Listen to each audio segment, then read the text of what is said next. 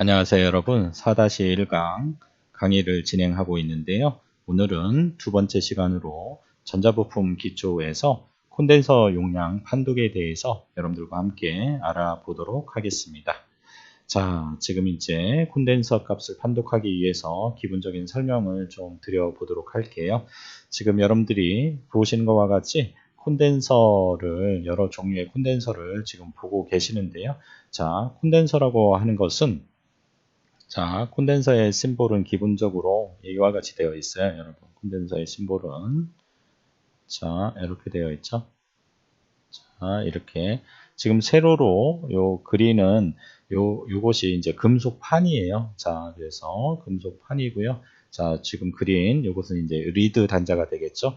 두 개의 평행한 금속판 안에 절연체, 유전체를 넣어서 만든 것이 바로 이제 우리가 콘덴서라고 하고요. 콘덴서는 이렇게 C로 표시합니다. C로 표시를 하고요. 단위는 F로 이렇게 표시를 해요. 그래서 페러드라고 읽습니다. 페러드. 자, 그래서 이 콘덴서라고 하는 것은 이와 같은 심볼로 되어 있다. 그래서 콘덴서는 또 극성이 있는 콘덴서와 극성이 없는 콘덴서로 나뉘어집니다. 그래서 극성 콘덴서와 유극성 콘덴서와 무극성 콘덴서로 이렇게 나눠지는 역할을 하죠. 자, 그래서 보시면 자, 지금 여러 종류의 콘덴서들이 있죠. 그렇죠? 여러 종류의 콘덴서가 있는데 위에 있는 이와 같은 콘덴서들은 자, 이와 같은 콘덴서들은 이제 폴라 캐패시터라고 해서 극성이 있는 콘덴서예요. 그래서 유극성 콘덴서죠. 유극성 콘덴서다. 혹은 콘덴서라는 말도 쓰지만 캐패시터라는 말도 씁니다. 근데 일반적으로 콘덴서라는 말을 더 많이 써요. 그래서 자, 지금 우리는 콘덴서의 종류들을 살펴보고 있는데요. 그러면 콘덴서에 극성이 있는 콘덴서의 심볼은 어떻게 나타내냐 하면 주로 이와 같은 방법으로 나타내요. 이와 같은 방법이나 이와 같은 방법으로 이렇게 나타냅니다. 그래서 많이 쓰는 것은 이렇게 표시를 합니다. 여러분, 간혹 이와 같은 심볼에서 이 플러스 표시가 되어 있지 않은 경우가 있어요. 그런 경우에 자, 이렇게 일직선으로 되어 있는 쪽이 뭐다? 플러스다라는 것을 여러분들이 꼭 알고 계셔야 돼요. 그래서 이게 극성 콘덴서예요. 전해 콘덴서나 탄탈 콘덴서 같은 경우는 이제 극성 콘덴서를 가지고 있고요. 자, 그 다음은 자, 무극성 콘덴서들이 여기 이제 아래에 이렇게 보여지고 있죠. 네, 무극성 콘덴서들이에요. 그래서 얘는 non-polar capacitor다. 그래서 얘는 무극성이다. 극성이 없다. 그래서 여러분들이 극성이 없는 캐패시터들은 조립을 할 때 여러분들이 극성을 신경 쓰지 않아도 되기 때문에 편리하게 사용할 수 있겠지요. 네. 자, 그래서 심볼은 다음과 같이 구성이 되어 있습니다. 자, 이 심볼을 상당히 많이 사용을 하고요. 자, 간혹 이렇게도 표시를 하는데 이런 경우는 이제 요 극성 콘덴서하고 좀 헷갈릴 소리가 있지요. 그래서 사용하는 콘덴서가 전해 콘덴서냐, 세라믹 콘덴서냐, 혹은 탄달 콘덴서냐, 마이너 콘덴서냐에 따라서 극성과 유극성을 이렇게 여러분들이 생각을 좀 해주셔야 될 것 같고요. 자, 그 다음 마지막으로 자, 요거는 이제 어떤 볼륨처럼 저항의 볼륨, 가변저항처럼 어떤 그 용량값을 콘덴서의 캐패시터의 용량값을 이렇게 조절할 수 있는 캐패시터에 이것을 베리어블 캐패시터라고 해요. 베리어블 캐패시터. 그래서 이 베리어블 캐패시터는 여러분들이 앞에 있는 자, 베리 캡 앞글자만 따서 베리캡이라고도 하고요. 혹은 자, 콘덴서의 콘 해서 바리콘 뭐 이렇게도 사용을 합니다. 그래서 이렇게 화살표로 용량값을 화살표로 가변할 수 있다라고 해서 이렇게 이런 심볼을 일반적으로 많이 쓰죠. 혹은 이게 지팡이 모양으로 이렇게 되어 있는데요. 이런 모양. 그래서 여러분들 이것은 저항이랑 똑같아요. 우리가 저항은 고정저항이 있죠. 이게 이제 고정저항 심볼이죠. 저항값이 일정한 정해져 있는 고정저항이죠. 고정저항 심볼이고요. 그 다음에 이 저항값을 가변할 수 있는 또 저항이 있어요. 그래서 저항 심볼의 전류의 흐름을 제한하는 저항 심볼에 이렇게 화살표로 이렇게 한 것이 이제 자, 가변 저항이라고 해요. 가변 저항. 그래서 저항값을 자, 가변할 수 있는 거예요, 여러분. 가변 저항값. 자, 이렇게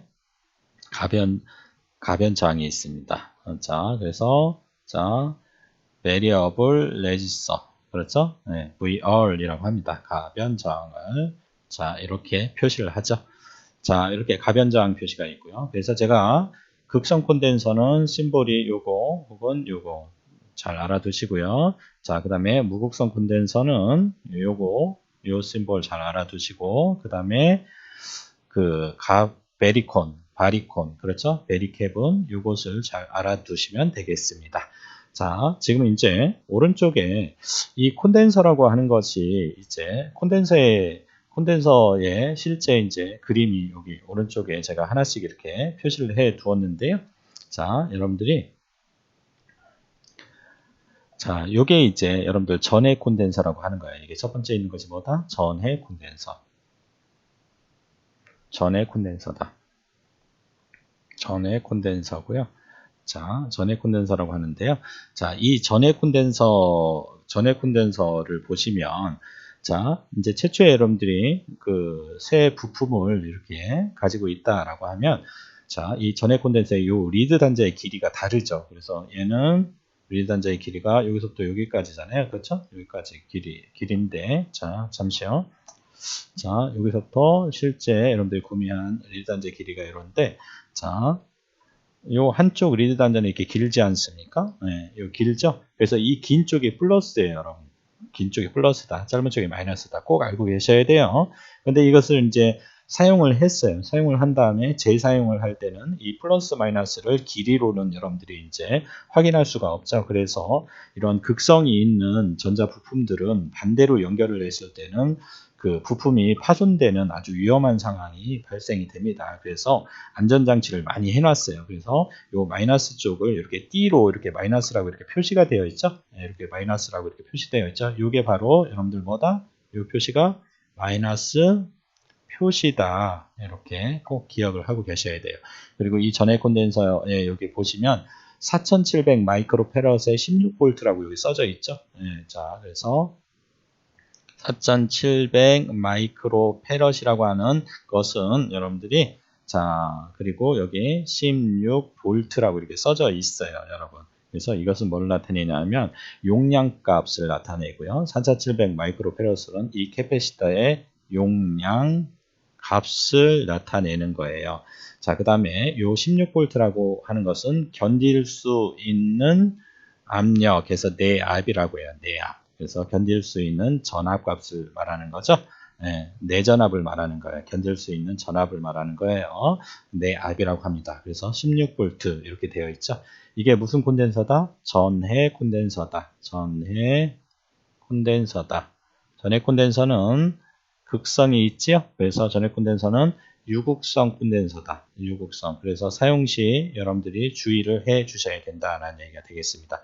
자, 그 다음에 이것은 이제 여러분들 이 콘덴서는 탄탈 콘덴서예요. 탄탈 콘덴서고요. 탄탈 콘덴서고 얘도 역시 탄탈 콘덴서 또한 극성이 있는 유극성 콘덴서다. 이렇게 보시면 되겠습니다. 그래서 여기 이렇게 플러스 표시가 이렇게 있죠. 네, 플러스 표시가 있으니까 그것을 보고 여러분들이 극성을 확인을 꼭 해주셔야 돼요. 그래서 여기가 플러스 표시다. 이렇게 알고 계시고요. 여기 마이너스 표시다. 탄탈 콘덴서. 자, 그 다음에 여기는 이제, 요것은 이제 우리가, 자, 극성이 없기 때문에 요것은 리드 단자의 길이가 동일해요. 그래서 이 콘덴서는 세라믹 콘덴서다.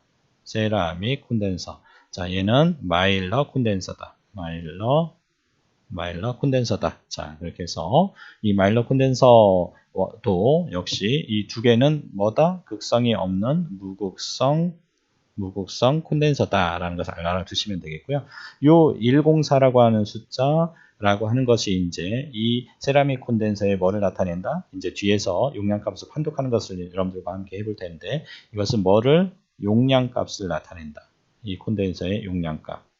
콘덴서의 용량값은 워낙 작기 때문에 기본 단위는 피코페럿이라고 하는 단위를 사용한다라는 것. 자, 그리고 여기 자, 얘 또한 이 103이 바로 이제 뭐를 나타낸다?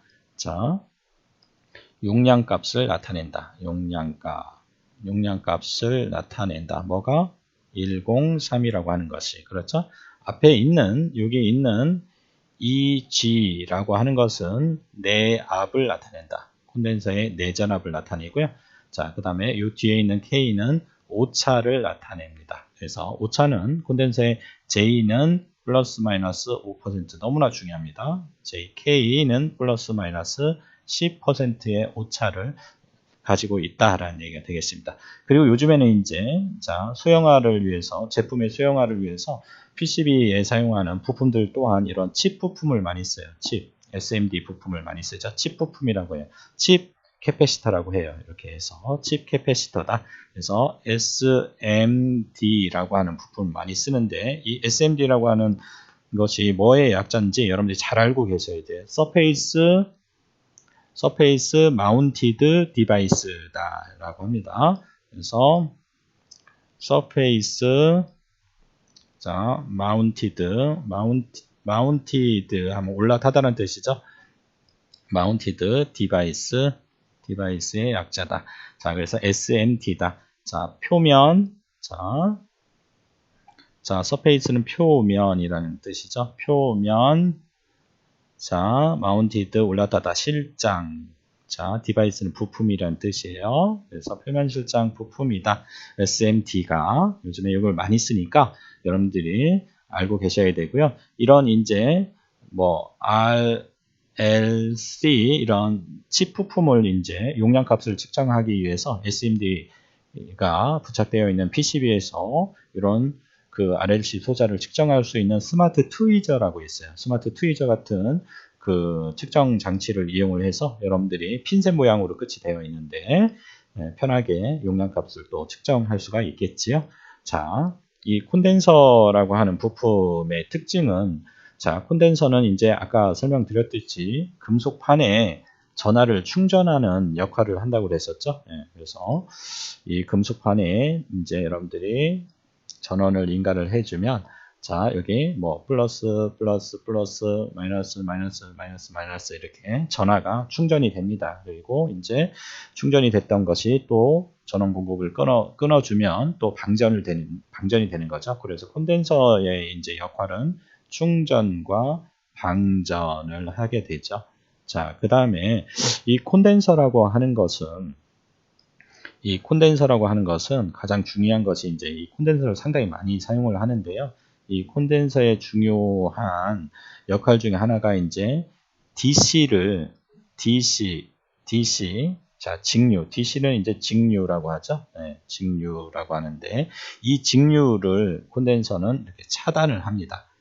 DC는 차단을 해요. 차단. 꼭 알고 계셔야 돼요, 여러분들이. 그런데 교류는 이제 여러분들이 이렇게 자, 통과가 돼요. 패스가 됩니다. 통과가 되죠. 통과가 돼요. 자, 그래서 그 콘덴서라고 하는 것은 DC는 블로킹을 하고 교류는 커플링, 통과를 시키는 소자예요. 이 콘덴서가. 그래서 이제 우리가 이제 그 DC라고 하는 것은 DC는 이런 게 DC죠, 여러분. DC 파형을 그려보면, 자, 이게 DC예요, 여러분. 자, 이게 DC예요. 그래서, 자, 요거는 이제 시간이고요. 시간의 축이고요. 요거는 이제 전압의 축이다라고 하면, 자, 이렇게 시간에 따라서 크기와 방향이 일정한 것을 우리는 뭐라고 한다? DC라고 한다. 그렇죠? DC라고 합니다. 이게 DC 파형이에요, DC 파형. 자, 그래서 DC는 자, 주파수가 여러분들 0이에요. 주파수가 없어요. 0이에요. 자, 시간에 따라서 크기와 방향이 일정한 파형을 우리는 DC라고 한다. 꼭 알고 계셔야 돼요. 자, 교류 파형, AC 파형은 그러면 뭐냐? AC 파형도 한번 그려볼까요, 여러분? 자, AC 파형이라고 하는 것은 자, AC는 자, 시간에 따라서 전압이 크기와 방향이 자 변합니다. 크기와 방향이 변해요. 자, 그래서 시간에 따라서 크기와 방향이 이렇게 변하는 것을 우리는 AC라고 한다. 자, 이 AC는 어떤 주파수를 가지고 있고 이 주파수가 0이 아니죠. 그렇죠? 어떤 주파수를 가지고 있죠. 그래서 자, 크기도 시간에 따라서 크기도 변하고 이때 최대값, 이때가 최소값이죠. 크기도 변하고 그 위상도 이렇게 변하죠. 예, 방향도 바뀌죠. 그래서 이런 파형을 우리가 교류 파형이라고 해요. 그래서 이 DC는 캐패시터는 DC에 대해서는 통과를 못 시킨다라는 얘기는 차단을 한다라는 얘기는 어떤 얘기일까요? 요 차단을 한다라는 얘기는 자, DC에 대해서는 저항값이 커진다라는 얘기가 되겠죠. 근데 이 AC에 대해서는 통과시킨다라는 얘기는 뭘까요? AC에 대해서 캐패시터는 저항값이 작아진다라는 얘기죠. 물론 주파수가 커지면 커질수록 저항은 더 작아지죠. 저항은 더 작아집니다. 자, 그래서 이 콘덴서가 가지는 용량성 리액턴스라고 하는 값이 있는데요. 자, 그 값을 우리는 XC라고 합니다. XC라고 하는 것은 외우셔야 돼요, 여러분들. 오메가 C분의 1이에요. 자, 오메가는 각속도, 각주파수라고 하는데 2파이 F예요. 꼭 외우셔야 돼요. 오메가는 2파이 F. C분의 1이다. 자, 이게 이제 저항값이에요. 예. 교류에서 가지는 저항 성분을 XC 해서 용량성 리액턴스라고 합니다. 이것은 XC 값을 뭐라고 한다? 자, 용량성 리액턴스. 자, 용량성 리액턴스. 량자만 빼면 제 이름이네요. 용량성 리액턴스라고 하는데. 자, 이 용량성 리액턴스는 어떻게 돼요, 여러분? XC는 F 주파수와 어떤 관계예요? 반비례 관계에 있죠? 그렇죠? XC는 자, 주파수와 반비례 관계에 있다라는 얘기죠. 자, F분의 1이니까 반비례 관계에 있는 거죠. 그렇죠? XC는 주파수가 커지면 커질수록 저항 성분은 작아지고 주파수가 작아지면 저항 성분은 커지죠. 그래서 DC를 보세요. DC의 주파수는 0이에요. DC는 주파수가 없어요. 0입니다. 그래서 DC는 주파수가 0이죠. 그럼 F가 0으로 가면 분모가 0으로 가니까 XC는 무한대로 되겠죠. 그러니까 DC에 대해서는 차단을 하는 거예요. 근데 교류에 대해서는 F의 어떤 일정한 값을 가지고 있으면 그 값에 의해서 용량성 리액턴스 값은 정해질 거고, 이 주파수가 커지면 커질수록, 즉 고주파일수록 XC 값은 작아지겠죠. 그렇죠? 네, 그렇게 해서 잘 통과가 된다라는 얘기예요. 이 개념은 정말로 너무나도 중요해요. 그래서 여러분들이 꼭 알고 계셔야 돼요. 그래서 제가 지금 설명한 부분을 조금 더 여러분들이 깊게 한번 생각을 해보세요. 자, 저는 이제 여러분들이 이런 원리에 의해서 캐패시터가 직류는 차단하고 교류는 패스를 시키는데, 여러분들 이해를 처음에 좀 암기를 하기 위해서 이렇게 기억을 하라고도 해요, 저는. 자, 그래서 자, 이게 캐패시터가 이렇게 있는데, 자, 보시면 자, 직류는 어떻다고 했어요? 자, 직류는 자, 시간에 따라서 크기와 방향이 이렇게 일정하다고 했었잖아요. 직류가. 그렇죠? 예, 전압이나 좀 이렇게 일정하잖아요. 이 직선이잖아요. 그런데 이 캐패시터를 넘어가려고 했더니 이 벽을 만났죠. 장벽을 만났으니까 얘는 직진성이기 때문에 여기 벽에 막히는 거죠. 그래서 얘는 통과가 안 돼요. DC는. 그렇죠? 네, DC는. 그런데 그 교류를 한번 보세요. 교류 파형은 이렇게 되어 있지 않습니까? 네, 교류 파형은 자, 이렇게 파형이 이렇게 크기와 방향이 바뀌지 않습니까? 장벽을 만났어요. 그럼 어떻게 돼요? 자, 넘어간다니까요. 이렇게 넘어가요. 이렇게 넘어갈 수 있죠. 이렇게 넘어갈 수 있죠. 장벽을 만나도. 그렇게 해서 AC는 통과가 된다. 이렇게 기억을 하라고도 합니다. 자, 이렇게 해서 캐패시터에 대해서 기본적으로 조금 살펴보는 시간을 가졌고요. 자, 이 캐패시터의 그 주요 용도가 상당히 중요한데요. 이런 주요 용도에 대해서 이제 하나하나씩 여러분들이 이제 그 전자회로를 공부하면서 여러분들이 이제 이것을 하나씩 익혀가게 될 거예요. 그래서 이제 커플링이라고 하는 게 있죠. 네, 커플링 기능이 있고요. 자, 커플링이라고 하는 것은 뭐냐 하면 직류 교류 신호가 포함된 신호가 입력이 될 때 여기에서 교류 신호만 통과시키는 기능을 커플링이라고 해요. 교류만 통과시킨다. 그래서 AC 커플링, 혹은 이걸 반대로 얘기하면 DC에 대해서는 그 차단을 하잖아요. 그래서 DC에 대해서는 블로킹을 한다. 이렇게도 이야기를 합니다.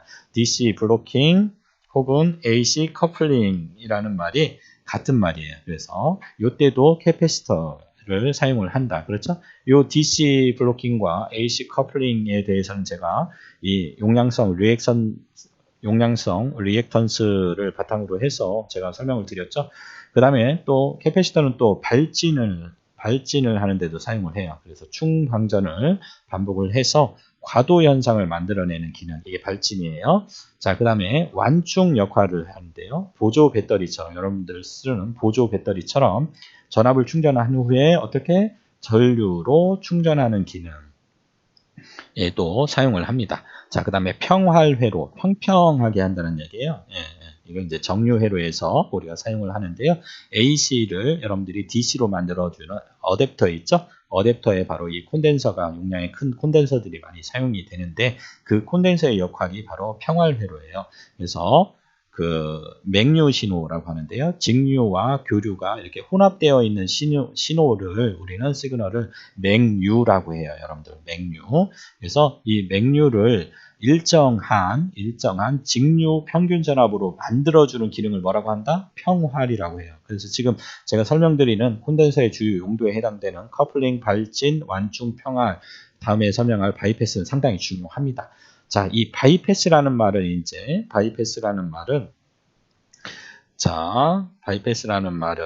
디커플링이라는 용어와 동일해요. 그래서 커플링이라는 말의 반대죠. 커플링은 이제 통과를 시켜주는 거죠. 패스를 시켜주는 건데, 디커플링이라고 하는 것은 이제 분리를 시켜주는 거예요.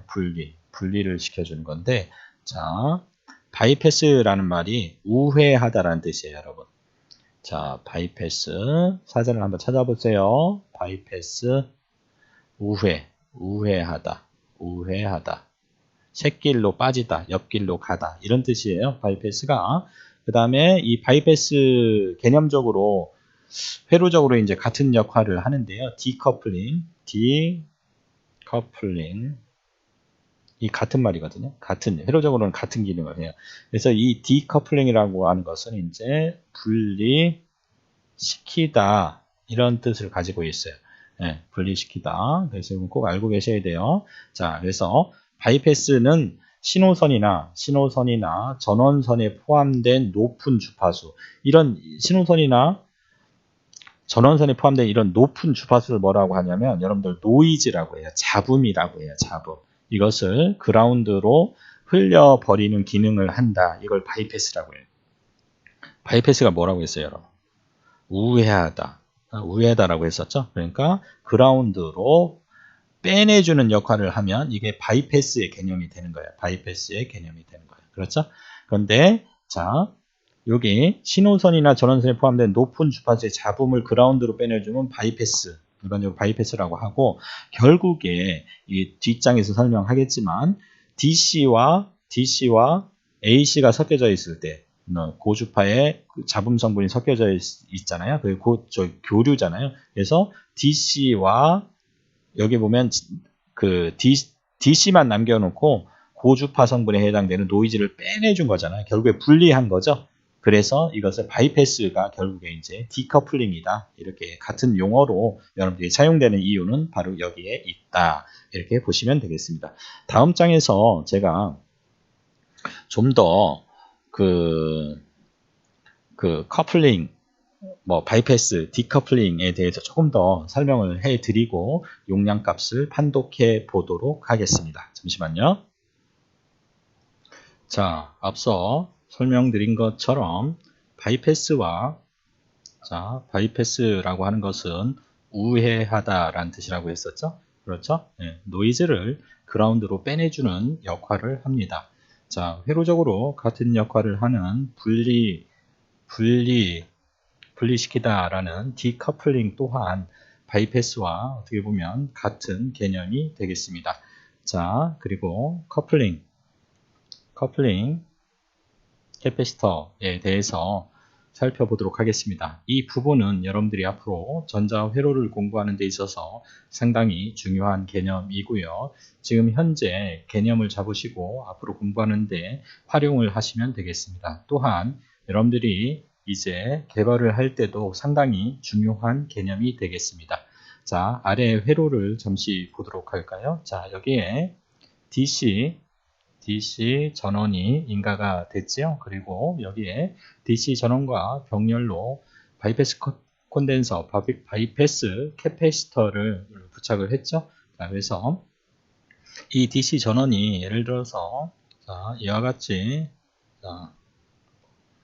자, X축은 시간의 축이고 Y축은 이제 뭐 전압 전류의 축이 되겠죠. 자, 그래서 이와 같은 DC 전압, 뭐 5V면 5V, 자, 이렇게 5V면 5V를 이렇게 인가를 했다라고 가정을 한번 해볼까요? 그런데 여기에 자, 이렇게 깨끗한 DC 전원이 인가가 되면 이쪽 출력이라고 보면 이 출력 측에서도 깨끗한 DC 전원이 이렇게 출력이 나오고 이게 회로에 이제 공급이 되겠죠. 그렇죠? 네, 공급이 되겠죠.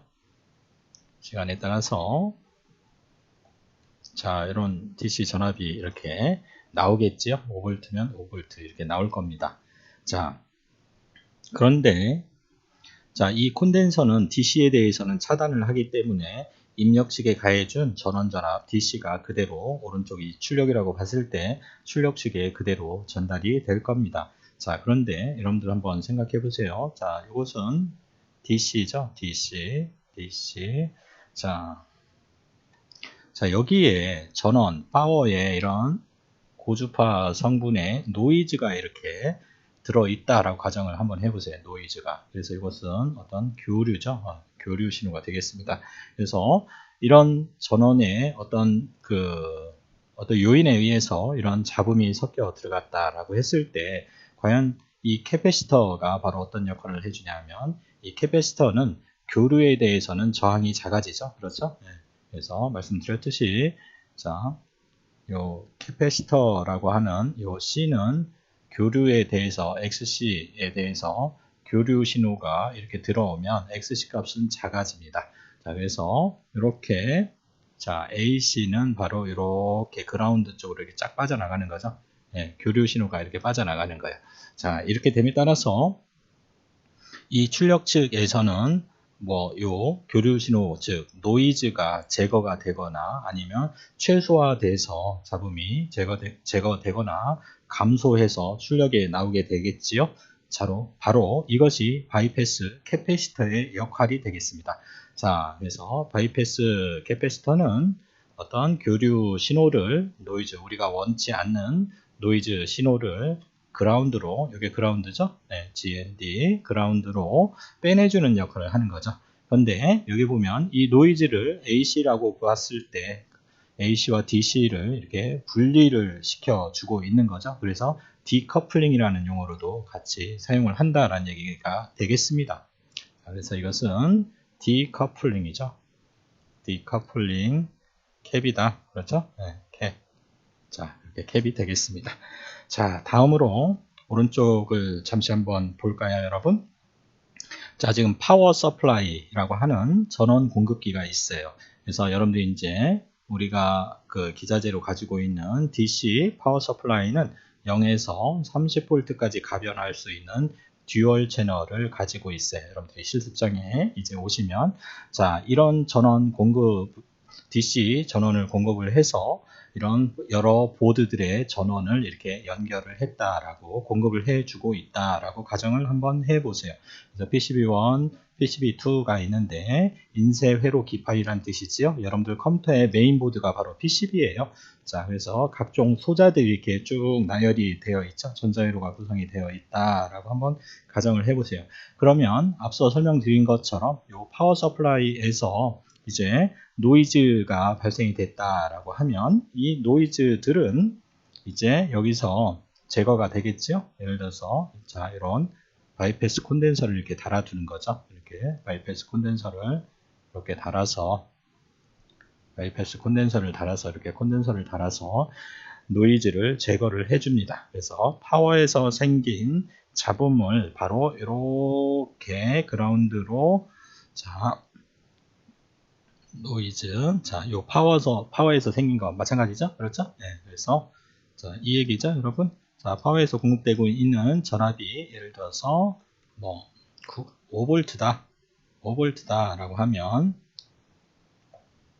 자, 여기서 5V가 이렇게 있다. 그럼 여기에 노이즈 성분이 있다라고 하면 이 노이즈 성분은 바로 여기 자, 이런 바이패스 콘덴서를 통해서 자, 그라운드로 빼내주게 됩니다. 자, 그리고 자, 이 PCB에는 많은 소자들이 있고 이런 많은 소자들이 바로 전원을 공급을 해주고 있는 거죠. 이 파워 서플라이에서 이렇게 전원을 공급을 해주고 있어요. 자, 그런데 보세요, 여러분. 보드에서 예를 들어서 이 PCB 1, 2에서 그 당기는 갑자기 전류가 순간적으로 많아질 경우를 한번 생각을 해보세요. 자, 이 보드에서 순간적으로 많은 전류를 확 당기고 있어요. 이 파워 서플라이로부터. 그러면 전원이 조금 소자들에 인가되는 전원이 참 불안정하겠지요. 자, 그럼 이런 전원들의 어떤 불안함은 결과적으로 어떤 시스템이 이 보드가 안정적으로 스테이블하게 동작하는데 방해를 하게 될 것입니다. 자, 그래서 자, 이 순간적으로 전류가 딸리는 현상이 발생이 되는데 이것 또한 우리는 이것을 노이즈라고 볼 수 있어요. 자, 그래서 마찬가지로 자, 예를 들어서 이게 TTL-IC다. TTL-IC다. 직접 캐로다 라고 했을 때, 그죠? 네, 그래서 여기 보시면 자,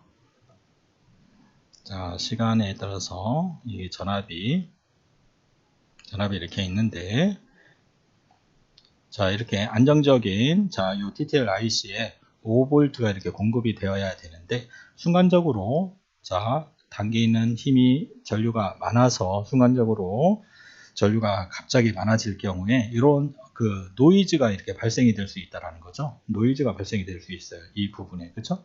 네, 노이즈가 이렇게 발생이 될 수 있어요. 노이즈가 이렇게 발생이 될 수 있는 거죠. 그렇죠? 이것도 하나의 어떻게 보면 여러분들 말씀드린 것처럼 노이즈라고 볼 수 있죠. 자, 그래서 그러면 이 부분에 이 TTL-IC에 여기가 이제 여러분들 VCC예요. VCC에 여기 전원 공급된 데가 VCC. 여기도 VCC입니다. VCC 이렇게 VCC가 있고요. 여기에 이제 그라운드가 있겠죠. GND. 자, IC에 전원을 공급해주는 GND 핀과 VCC 핀이 있어요.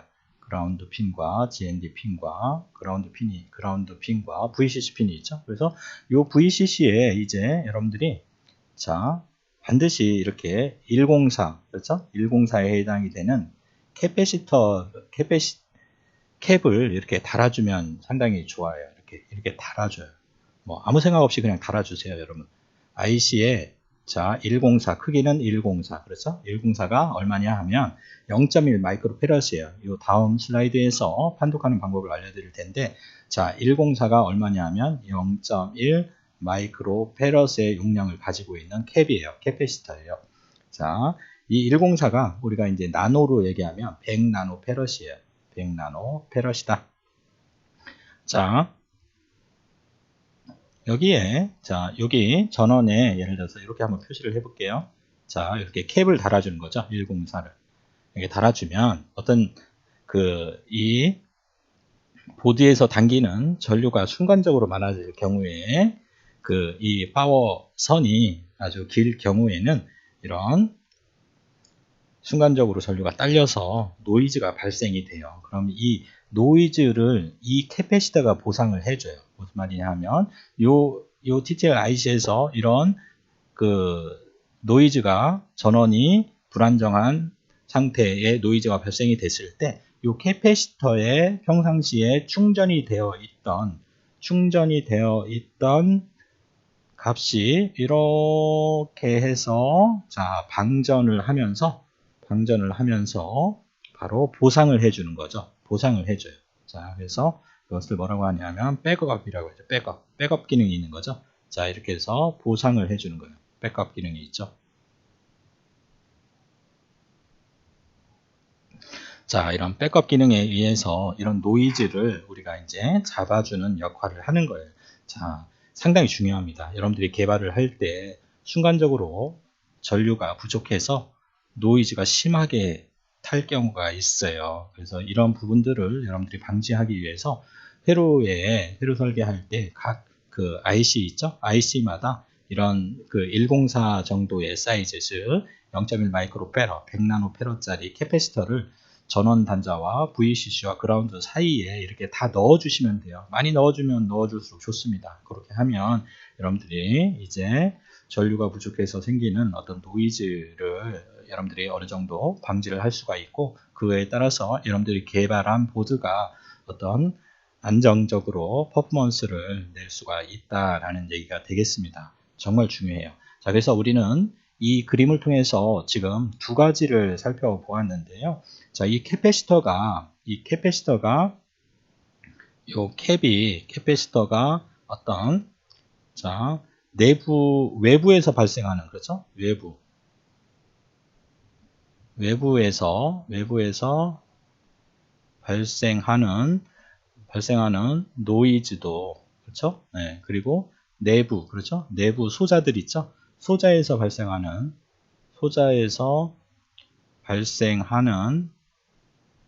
노이즈까지 이 캐패시터가 어떻게 해주고 있어요? 네, 자, 제거를 해주고 있죠? 네, 제거를 해주고 있는 역할을 한다라는 얘기가 되겠습니다. 자, 그래서 이 캐패시터는 너무나도 중요합니다, 여러분. 자, 그래서 잘 활용을 하고 설계할 때도 꼭 잘 활용을 하시기 바랍니다. 자, 다음은 2m 접지 증폭 회로를 보고 계시는데요. 이와 같은 그 회로를, 이것은 2m, 자, 2m 접지 증폭 회로예요. 증폭 회로를 여러분들이 보고 계시는데요. 자, 이것은 이제 여러분들이 조금 더 이후에 전자회로를 공부하면서 이 실험도 한번 해볼 텐데요. 이와 같은 회로를 우리가 전자회로라고 해요. 전자회로. 자, 전자회로를 보니까 각종 전자 부품들, 디바이스들, 소자들로 이렇게 어떤 와이어링을 통해서 어떤 기능을 하도록 만들어진 회로를 우리가 전자회로라고 해요. 자, 그래서 이 전자회로, 2m 접지 증폭 회로는 말 그대로, 자, 그 소신호를 증폭을 해서 이 출력단에 내보내주는 역할을 해요. 앰프예요, 여러분들. 어떻게 보면 증폭회로니까. 그렇죠? 여러분들 음성을 제가 지금 저도 이제 마이크를 통해서 이 강좌를 녹화를 하고 있는데요. 자, 이런 증폭기를 통해서 소신호가, 음성 신호가, 아날로그 신호가 증폭이 돼서 이 출력단에 나오는 회로가 되겠습니다. 자, 그래서 지금 여기 보시면 이제 요 트랜지스터, 여러분들 요것은 이제 저항이라는 건 알고 계시죠? 그리고 요 캐패시터라는 거 알고 계시죠? 자, 그래서 여러분들 모르는 게 하나 있어요. 처음 나온 게, 이거 트랜지스터라고 되어 있어요. Q1, NPN이라고 되어 있죠? 그래서 요 트랜지스터에 대해서 제가 조금 설명을 드릴게요. 시험에도 잘 나와요, 전자캐드에서. 그래서 이 트랜지스터라고 하고요. 읽고, 대문자로 TR 이렇게 씁니다. TR 이렇게 써요. 그래서 트랜지스터예요, 이게.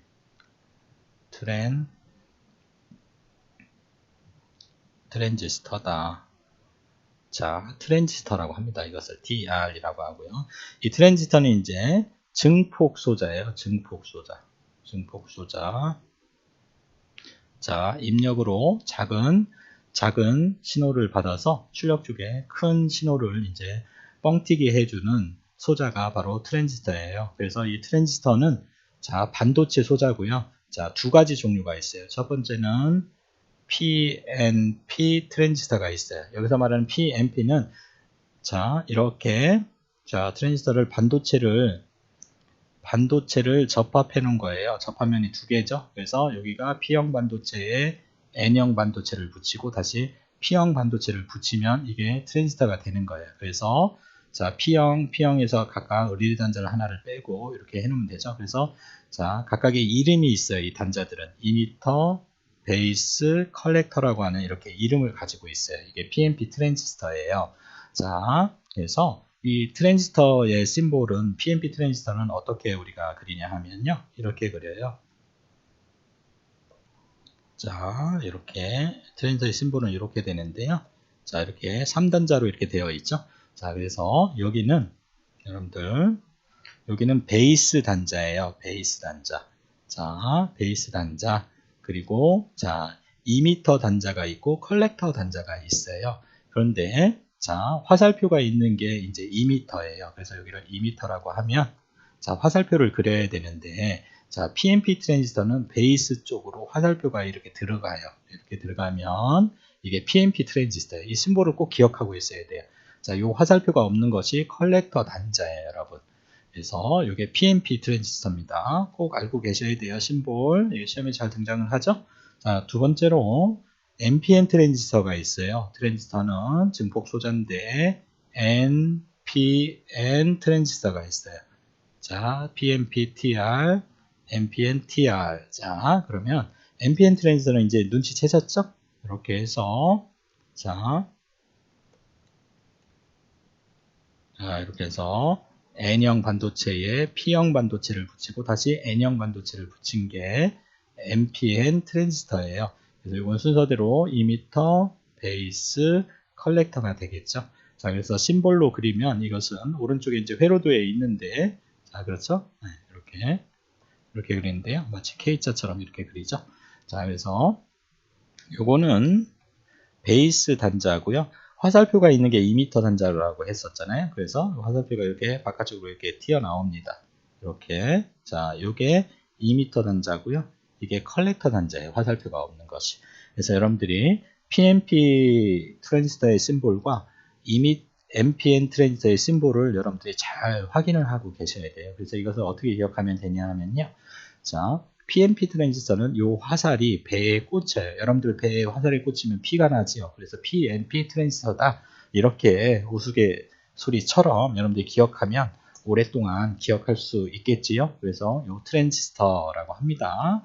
자, 단자가 3단자로 되어 있고 반도체를 접합해서 만든다. 그리고 이 트랜지스터는 증폭 소자다. 이렇게 알고 계시면 됩니다. 자, 그래서 2m 접지 증폭 회로를 좀 더 이제 살펴보도록 할게요. 자, 여기에서 자, V 사인이라고 하는 여기서 소 신호를 여기서 이제 여러분들이 이제 태우게 되죠. 소 신호를 입력을 하는 거예요. 자, 그래서 이런 신호, 아주 신호가 작은 이런 소 신호를 여기서 발생을 시키고요. 함수 발생기, 펑션 제너레이터 뭐 이 정도로 보시면 돼요. 그리고 캐패시터를 통과를 시켜서 그 다음에 자, 여기를 보시면 여기에서 자, 요 회로가 얼3와 얼4에 이제 VCC가 이렇게 연계가 되어 있잖아요. 예를 들어서 VCC가 9V가 이렇게 연결되어 있다 전원으로. 그러면 이 9V로 저항 두 개의 얼3와 얼4에 전류가 9V로 전원 전압에 의해서 전류가 흐를 거고 요 저항 값에 따라서 전압이 분배가 되겠죠. 9V면 뭐 여기 몇 볼트 몇 볼트 저항의 크기에 따라서 그렇죠? 네, 나중에 배우고요. 자, 그래서 자, 요 지점에서는 그럼 어떤 파형이 나오냐 하면 자, 우리가 이런 파형이 나와요. 이걸 이제 바이어스 전압인데요. 바이어스 회로예요, 이게. 그래서 여기에 자, 요 점에는 DC 전압이 이만큼이 이렇게 이제 바이어스가 돼요. 바이어스라고 해요, 이것을. 그리고 요곳 위에 이렇게 바이어스가 되고 바이어스 전압, DC 전압에 의해서 여기에 아까 입력으로 간 소신호가 여기 올라가는 거예요, 여러분. 이렇게 됩니다. 여기 나오는 파형은 자, 이렇게 바이어스를 걸어줘야 돼요. 바이어스를 걸어주지 않으면 안 되는데요. 이것을 뭐라고 하냐면 바이어스라고 해요. 바이어스 전압. 바이어스 회로에 의해서 이 바이어스 전압이 여기에 이게 DC 전압인데요. DC 전압인데 이게 바이어스 전압이에요, 여러분. 자, 바이어스 전압을 걸어주지 않고 요 소신호를 입력을 시키면요. 요 트랜지스터에 여기 플러스 값이죠. 플러스 값이 베이스에 들어갈 때는 전류가 흘러서 트랜지스터가 가지고 있는 만큼의 전류가 증폭이 되지만 요 마이너스 전원이 여기 베이스에 입력이 되면 이 트랜지스터가 동작을 하지 않아요. 베이스에. 그래서 요 베이스에는 0.7V 이상의 DC 전압이 들어가야지 이 트랜지스터가 드디어 증폭할 준비를 가지고 증폭 동작이 이루어지는 거예요. 그러면 여러분들이 음성을 이렇게 집어넣었을 때 이 마이너스는 잘려서 증폭이 되잖아요. 그렇죠? 네, 그래서 정상적인 증폭이 되지 않잖아요. 그렇죠? 그래서 바이어스를 꼭 걸어줘야 돼요. 바이어스 전압을 이렇게 만들어서 가해주는 거죠. 바이어스 한쪽으로 치우치다라는 뜻이에요. 그래서 이게 0V였던 것을 전압을 이만큼 어떻게 해준 거예요? 위로 끌어올려 준 거죠. 이게 바이어스 전압이라고요. 그리고 나서 그 위에 음성을 실어줘야지 모두 이제 여기 증가할 때도 플러스 값이고 감소할 때도 마이너스 값이 아니라 플러스 값이죠. 그래서 온전히 이 신호가 그대로 증폭이 된다라는 거예요. 아주 중요한 개념인데 지금은 여러분들이 이해를 못 하셔도 됩니다. 지금 현재로서는. 자, 그러면 이제 요 트랜지스터에 의해서 이제 여기는 증폭이 되겠죠. 그래서 여기 증폭된 신호가 어떻게 나오는지 한번 볼까요? 자, 여기 컬렉터 요 단에서는 증폭된 신호가 이런 신호가 나와요. 이제 보시면 자, 증폭이 되겠죠? 요것도 증폭이 되겠죠? 증폭이 돼서 DC도 증폭이 되고 뭐 이렇게 교류도 음성 신호도 증폭이 되겠죠? 이렇게 해서 여기 증폭된 신호가 자 반전이 됩니다. 이렇게 자 아까 신호보다는 훨씬 더 이렇게 펑튀기가 돼서 이렇게 나오죠? 이렇게 해서 완전한 증폭이 되는 거죠. 중간에 잘리지 않고 충실한 증폭이 이루어지는 거죠. 예, 반전이 됩니다. 여기가 증가할 때 플러스가 들어갈 때가 마이너스가 나오고 마이너스가 들어갈 때 플러스 돼요. 그래서 이것을 180도 반전이라는 표현을 써요, 여러분. 자, 그것은 나중에 이제 배워요. 180도 반전이다. 반전. 180도 반전이 된 증폭 신호를 우리는 얻을 수 있는 거죠.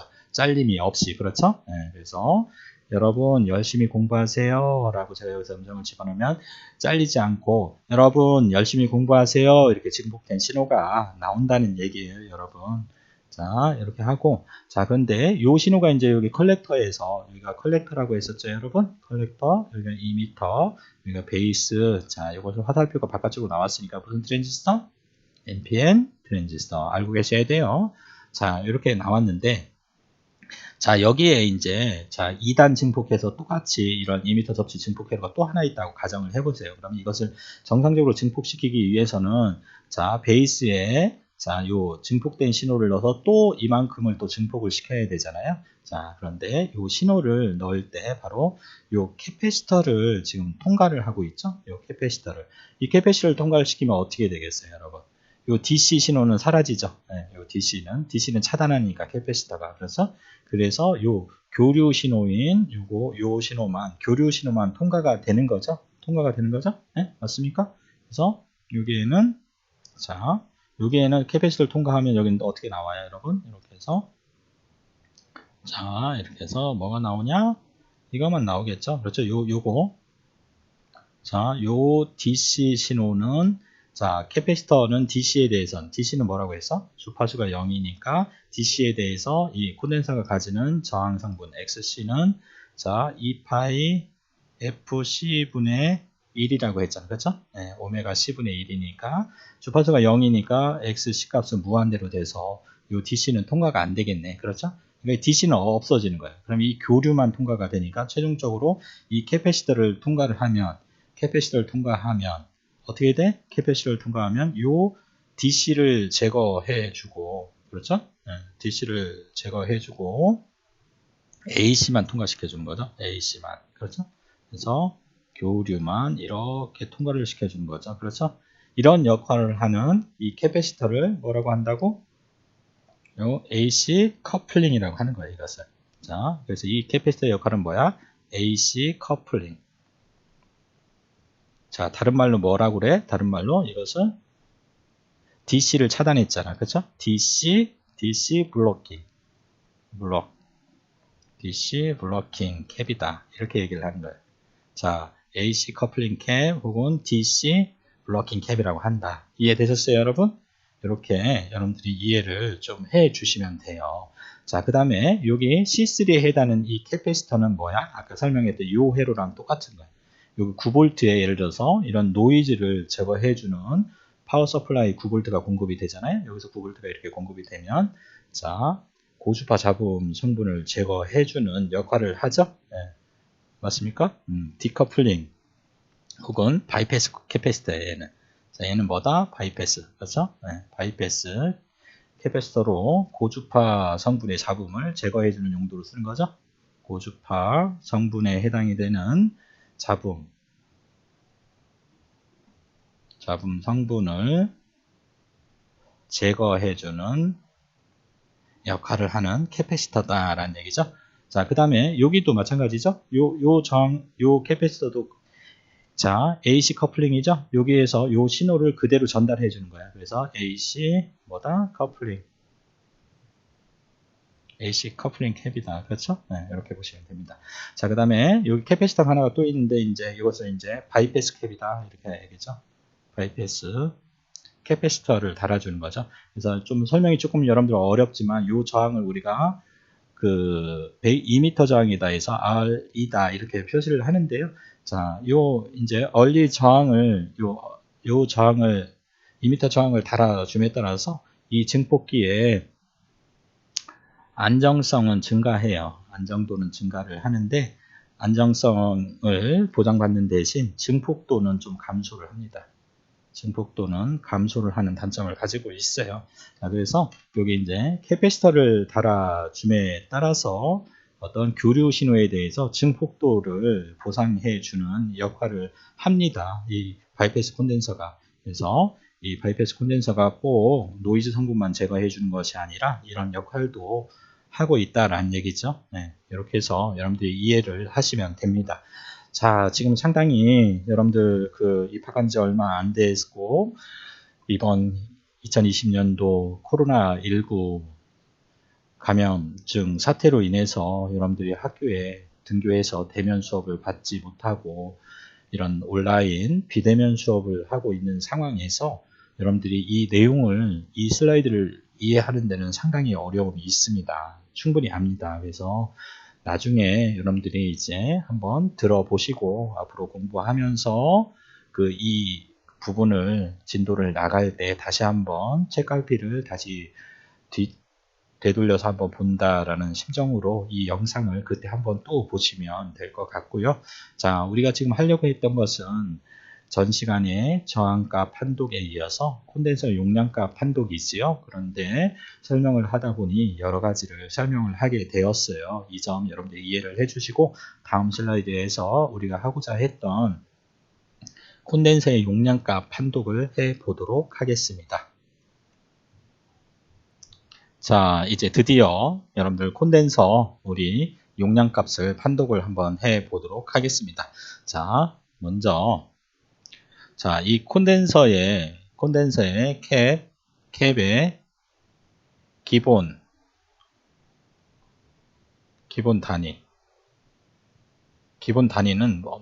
단위는 여러분들 피코페럿이에요. 피코페럿. 자, 이 피코페럿이 얼마의 크기인지 기억하세요, 여러분? 자, 피코 단위는 10의 마이너스 12승이죠. 그렇죠? 피코의 단위는. 자, 그래서 여러분들이 뭘 알고 계셔야 돼요? 제가 꼭 암기해달라고 했었잖아요. 빠르기를 나타내는 단위가 있어요. 그렇죠? 빠르기라든지 이런 용량을 나타내는데요. 자, 밀리, 그렇죠? 네, 나, 피 이렇게 앞글자만 타서 외우라고 했었잖아요. 그렇죠? 그래서 밀리, 그렇죠? 밀리, 그렇죠? 밀리는 크기가 얼마야? 10의 마이너스 3승, 그렇죠? 마이크로는 자, 그렇죠? 마이크로는 10의 마이너스 6승. 자, 나노는 10의 마이너스 9승. 10의 마이너스 3승씩 이렇게 차이가 나죠? 자, 피코는 10의 마이너스 12승의 이런 사이즈를 갖고 있죠.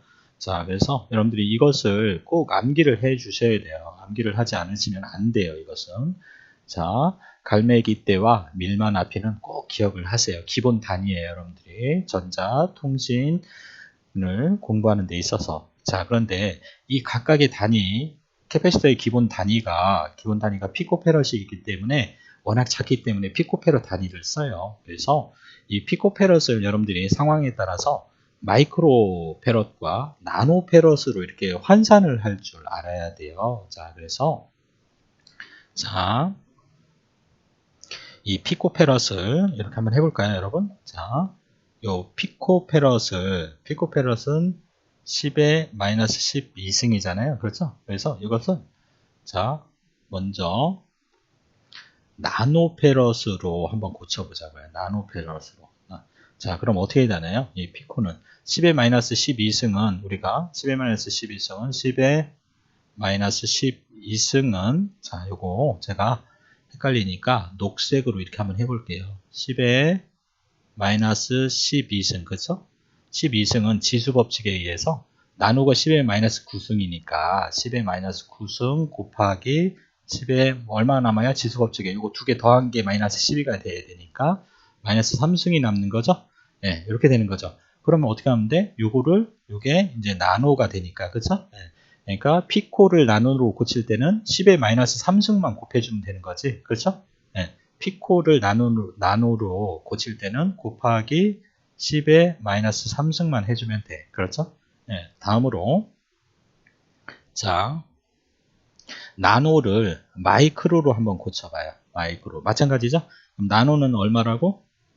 10의 마이너스 9승의 크기잖아. 그쵸? 이걸 마이크로는 10의 마이너스 6승이니까 10의 마이너스 6승 곱하기 지수법칙에 의해서 10의 마이너스 3승이 되잖아. 그쵸? 마이크로 고칠 때는 어떻게 하면 돼? 나노를 10의 마이너스 3승만 곱해주면 돼. 자, 결과적으로 피코를 마이크로 고칠 때는 어떻게 하면 돼? 그러면 자, 여러분, 자, 피코를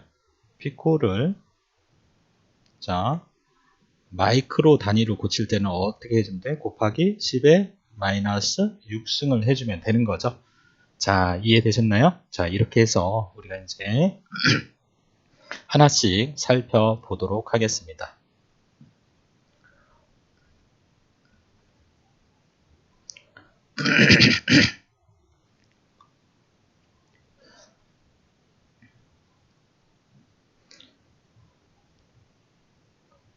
자, 이렇게 해서 이제 기본을 익혔으니까 하나씩 살펴보도록 할게요. 마일러 콘덴서 용량 판도, 세라믹 콘덴서 용량 판도 이렇게 되어 있는데요. 자, 마일러 콘덴서에 104J1H라고 이렇게 써져 있죠. 그렇죠? 네, 104J1H. 자, 이것이 각각의 숫자와 요 알파벳이 의미하는 것이 뭔지부터 한번 살펴볼까요? 104에서 이것은 이제 용량 값을 나타내는 거예요. 자, 그 다음에 요 J는 허용 오차를 나타냅니다. 여러분들, 허용 오차를 나타내고요. 요 뒤에 있는 1H는 전격 전압을 나타내요. 전격 전압을. 그래서 J는 허용 오차가 플러스 마이너스 5%예요. 플러스 마이너스 5%. 가장 많이 쓰는 게 여러분들 이거예요. 자, 요거 J 허용 오차가 요 J는 얼마다? 플러스 마이너스 5%다. 중요합니다. 꼭 알고 계시고요. 다음으로 자, 요 K가 있어요. K. J는 플러스 마이너스 5%, K는 플러스 마이너스 10% 꼭 알고 계시고요. 요 뒤에 내압, 견딜 수 있는 압력, 전압, 전격 전압은 1H잖아요. 이건 50V예요. 자, 그래서 여기 보시면 전격 전압 테이블이 있잖아요. 여러분들이 이것을 이제 여러분들이 현장에 가서는 이런 테이블을 보고 여러분들이 개발할 때 활용을 하면 돼요. 그런데 우리가 이제 시험에 자주 등장하는 것은 암기를 좀 해 놓으라는 얘기지요. 그래서 자 1H니까 이렇게 따라가면 돼요. 1. 자, 잠시만요. 자, 여기가 1이죠. 네, 1, H에서 1, 그리고 여기 세로축에 1, 그 다음에 가로축에 H를 찾아가세요. H를 찾아가세요. 이렇게. 자, 찾아가세요. 자, 그래서 이렇게 가시면 돼요. 뭐가 만나나요? 이렇게 왔더니 뭐가 있어요? 여러분, 50V가 있죠? 이렇게 해서 내압이 50V다. 이렇게 여러분들이 읽으시면 됩니다. 자, 오차는 받고요. 자, 그래서 요 104 3개의 숫자에 의미하는 것은 유효 숫자예요. 요 유효 숫자, 첫 번째 유효 숫자, 요게 첫 번째 유효 숫자죠. 첫 번째 유효 숫자, 두 번째 유효 숫자. 그래서 세 번째 것은 승수예요. 멀티플라이어. 그래서 4면 10의 4승이란 뜻이에요. 그래서 104 하면 용량값을 나타내고 세 자리는 하나는 첫 번째 것은 유효 숫자 1, 두 번째 거 유효 숫자 2, 세 번째 것은 승수, 그리고 알파벳 나오는 것은 허용 오차, J는 플러스 마이너스 5%, K는 플러스 마이너스 10%, 그 다음에 요거는 내압, 이렇게 여러분들이 알고 계시면 됩니다.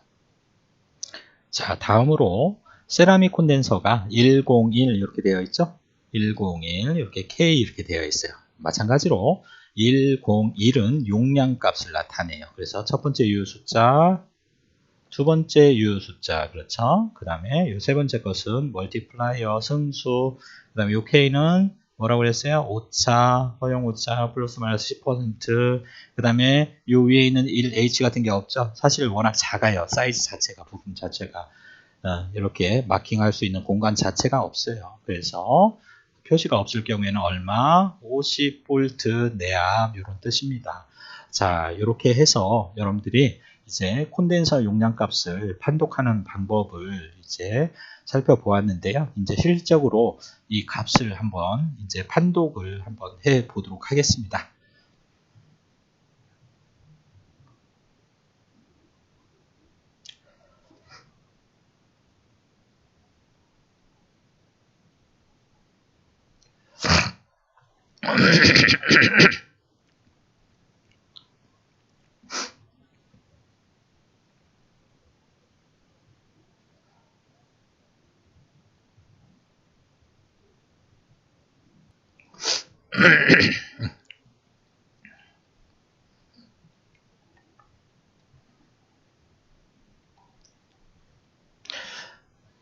자, 101, 102, 103, 104 이렇게 해서 판독을 한번 해 볼게요, 여러분. 자, 이 101, 자, 그러면 첫 번째 유숫자 1 그대로 가져오고요. 두 번째 유숫자 0 이렇게 가져오는 거예요. 곱하기, 이건 멀티플라이어 승수라고 했죠? 10에 몇 승? 1승. 그런데 단위는 뭐다? 피코 페럿이다. 그렇죠? 네, 피코 페럿입니다. 그러니까 얘는 어떻게 돼요?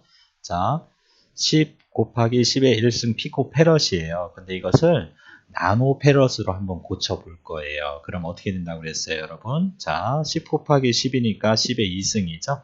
곱하기 얼마 한다고 그랬어요? 피코를 나노로 고칠 때는 10의 1000분의 1만 곱해주면 된다고 그랬죠? 10의 마이너스 3승만 곱해주면 된다고 했었죠? 이렇게 하면 어떻게 돼요? 나노 페럿이 되는 거죠. 나노 페럿. 그렇죠? 나노 페럿이 되는 거죠. 맞습니까? 그 다음에 자 10의 요 2승에 10의 2승에 그렇죠? 10의 마이너스 6승을 곱해주면 어떻게 된다고 그랬어요? 마이크로 페럿이 된다고 그랬었죠? 맞습니까? 잘 기억하셔야 돼요, 여러분. 이거 원리만 알면 쉽습니다, 여러분. 자, 그래서 반복적으로 좀 하다 보면 금방 계산을 할 수가 있어요. 자, 그래서 101 이것은 이제 최종적으로 어떻게 되나요, 여러분? 자, 10 곱하기 10의 마이너스 3승이니까 10의 2승 100 나누기 1000이 되는 거죠. 네, 그러니까 10분의 1 나노페럿이죠. 그러니까 얼마예요? 0.1 나노페럿이죠. 그렇죠? 만약에 여러분들이 시험에서 101J, 1H의 용량값을 판독하시오 하면 만약에 단위가 나노 단위면 0.1 나노페럿이 맞는 거예요. 그 다음에 얘는 10 곱하기 얼마예요? 10의 마이너스 6승이니까 자 100을 뭘로 나누는 거예요, 여러분? 100만으로 나누는 거죠. 이렇게 그렇죠? 이렇게 나누는 거죠. 그럼 얼마예요, 얘가? 이렇게 나눴더니 자, 두 개는 없어지죠, 여러분? 네, 이렇게 두 개는 없어지죠? 그러니까 만분의 1이죠. 만분의 1이잖아요. 그렇죠? 맞습니까? 네, 그렇게 해서 10의 마이너스 4승만 남잖아요. 네, 10의 마이너스 3승만 남으니까 0.000 자, 1 그렇죠? 마이크로 페럿이 되는 거죠. 맞습니까? 자, 이렇게 계산을 하시면 돼요, 여러분. 자, 그리고 더불어서 요 J는 뭐라고 그랬어요? 요 J는 자, 요 J의 의미는 플러스 마이너스 오차가 몇 퍼센트? J 5%, K는 10%. 자, 그 다음에 요 1H, 그쵸? 요 1H. 요 1H는 뭐? 오차. 자, 내압이 몇 볼트? 50볼트. 그렇죠? 네, 이렇게. 자, 이것은 견딜 수 있는 전압, 그렇죠? 내전압, 전압이고, 내압이고, 그렇죠? 이것은 오차죠? 자, 여러분. 자, 여러분들이 혹시나 개발을 하실 때, 이 캐패시터가 이렇게 있는데, 지금 설계하는 곳에 전압이, 만약에 요 내압이 50V짜리인데, 자, 여기에 100V, 50V 이상을 가하면 이 마일러 콘덴서가 뭐 폭발을 하거나 이렇게 터지거나 뭐 이렇게 손상이 되겠지요. 그래서 내가 예를 들어서 뭐 내압이 90V짜리가 필요해. 그러면 어떻게 하면 되냐면 요 캐패시터를 이렇게 직렬로 연결을 해서 두 개를 쓰시면 돼요. 그러면 이게 내압이 50V가 직렬로 이렇게 두 개를 연결을 하면 몇 볼트? 100V까지 내압이 가능한 거죠. 이건 하나의 팁이에요. 여러분들 그렇게 알고 계시면 되겠고요. 자, 두 번째 102J를 한번 판독을 한번 해 볼까요? 자, 그래서 자 10 유효 숫자 10 두 개, 유효 숫자 10은 그대로 가져오고 요건 승수라고 했으니까 곱하기 얼마? 10에 몇 승? 2승. 단위는 뭐? 기본 단위는 피코페럿. 그렇죠? 그래서 이것을 나노페럿으로 고치려면 어떻게 해야 돼? 10은 10에 1승이 생략이 되어 있는 거죠. 그렇죠? 그러니까 10에 몇 승? 1승 곱하기 2승은 지수법칙에 의해서 1 더하기 2 하면 되죠. 10에 3승 곱하기 나노로 고치려면 10에 얼마? 마이너스 3승. 그렇죠? 나노페럿. 자, 그 다음에 이것을 마이크로로 고치려면 어떻게 돼? 10의 3승에다가 곱하기 얼마? 10의 마이너스 6승. 마이크로 페럿. 그렇죠? 네. 자, 그래서 얘도 마찬가지로 이제 계산을 한번 해 보아요. 여러분들 같이. 자, 그러면 자, 이거 1000 곱하기 1000분의 1이니까 1이죠? 1 나노 페럿이네요. 그렇죠? 1 나노 페럿. 얘는 얼마야? 자, 1000 나누기 얼마야? 100만이죠? 셋. 100만이니까 얼마? 얘는 이렇게 하니까 1000분의 1이죠? 1000분의 1이니까 0.0001 마이크로 페럿이 되겠네요. 맞습니까? 이렇게 계산하시면 돼요. 자, 그러면 103 한번 해보세요. 103 여러분. 자, 빨리 해볼까요? 이제 감 잡았으니까 10 곱하기 10의 3승 피코 페럿.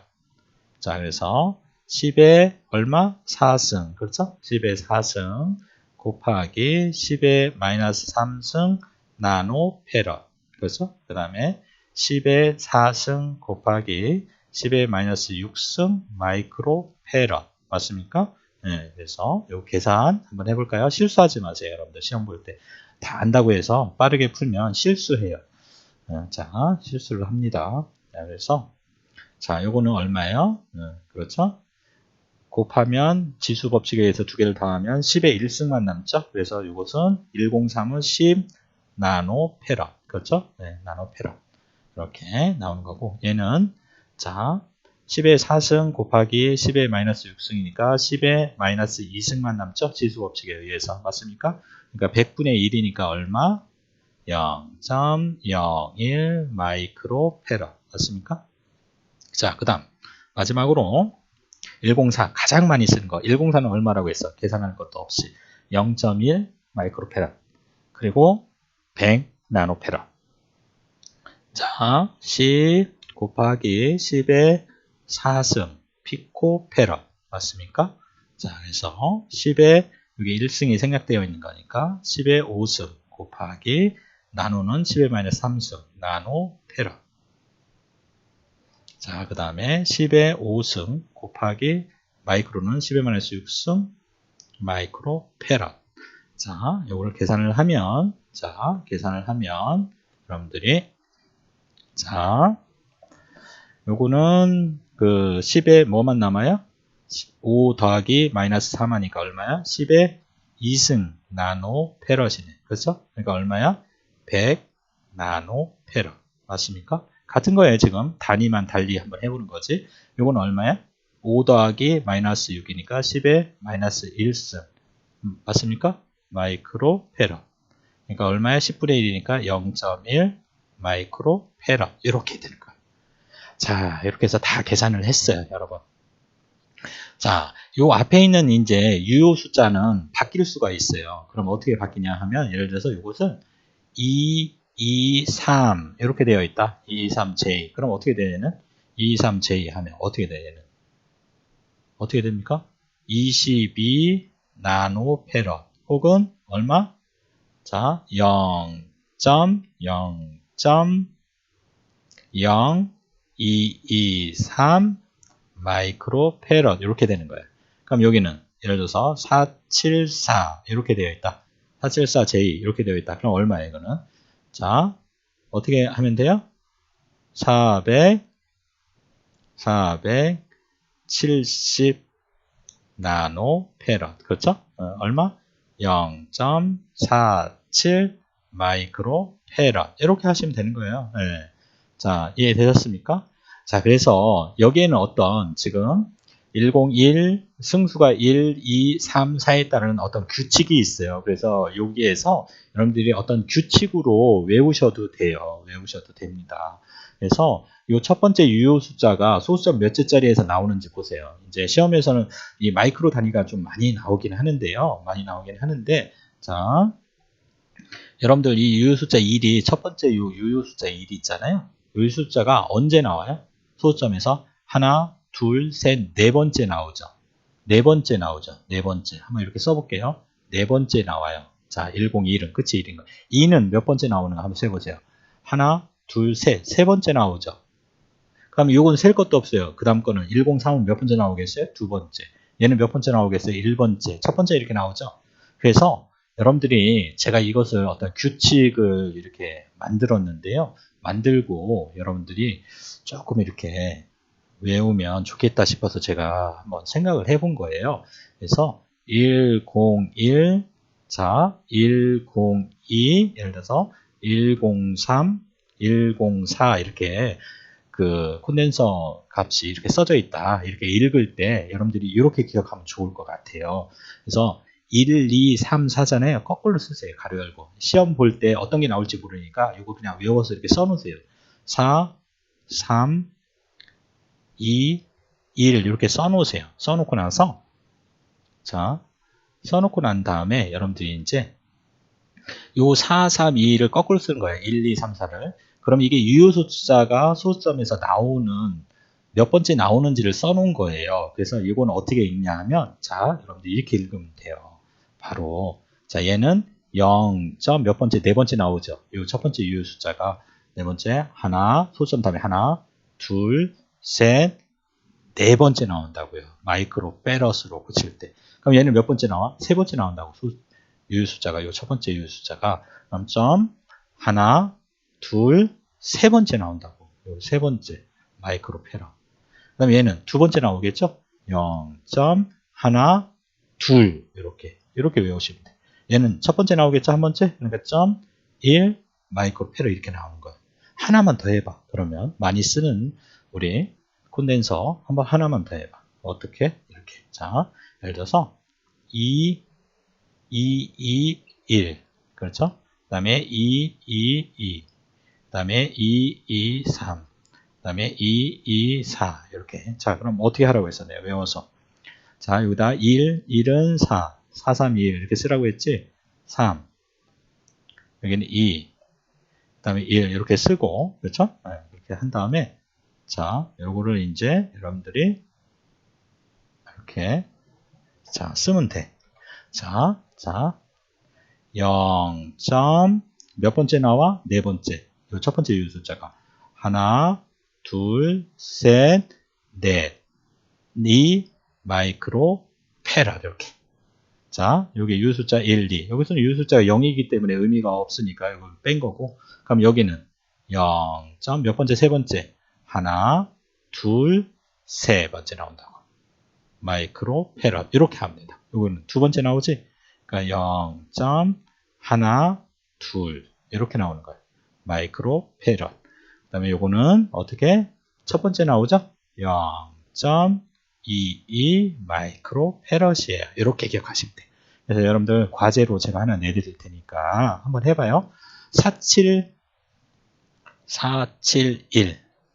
472, 473, 474 요거를 한번 여러분들이 이 원리에 의해서도 한번 여러분들이 계산을 마이크로 페럿 단위로 한번 고쳐보시고 요 계산식에 의해서 나노 페럿으로 또 한번 고쳐보세요. 이게 여러분들 홈워크예요. 홈워크. 자, 아시겠습니까? 홈워크 한번 꼭 해보세요. 이거 해보셔야 돼요. 자, 471, 472, 473, 474 요게 우리 마일러 콘덴서에서 많이 쓰는 용량 값이에요. 근데 우연찮게도 우리 로봇전자과 교수님들 전화번호랑 똑같죠? 예, 특이하네요. 이상한 인연이 있네요. 그렇죠? 자, 이렇게 해서 여러분들과 함께 그 콘덴서 용량값 판도까지 알아보았는데요. 요거 전에 알아본 콘덴서의 기본 원리라든지 그리고 콘덴서의 역할, 그렇죠? 에 대해서 살펴보았는데 여러분들이 개발할 때 이 콘덴서는 상당히 중요합니다. 기본 소자니까 여러분들이 이 강좌를 전강, 저항과 이 콘덴서에 대해서 여러분들이 반복 시청을 좀 해주시고요. 이것을 바탕으로 이제 LED 응용 회로를 다음 시간에 우리가 LED 회로 설계하는 방법만 설명드리고 나서 이제 그 펌웨어를 아두이노 제어를 한번 LED 응용 회로를 제어를 해 보도록 하겠습니다. 여러분 수고 많이 하셨습니다. 고맙습니다.